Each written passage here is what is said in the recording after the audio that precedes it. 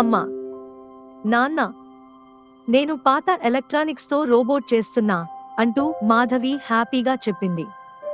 అందరూ నవ్వారు. అమ్మాయిలు రోబోట్స్ ఎలా చేస్తారు అని అన్నారు.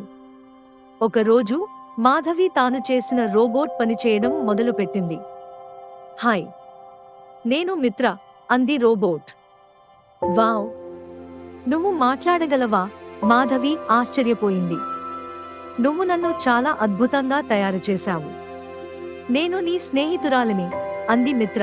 ఆ రోజు నుండి మిత్ర మాధవికి స్కూల్ హోంవర్క్లో సహాయం చేసేది. వాళ్ళిద్దరూ కలిసి సైన్స్ ప్రాజెక్ట్స్ చేసేవారు. చూడండి, అమ్మాయిలు కూడా రోబోట్స్ చేయగలరు అని మాధవి క్లాస్లో చూపించింది. నువ్వు గొప్ప సైంటిస్ట్ అవుతావు మాధవి అంది మిత్ర గర్వంగా.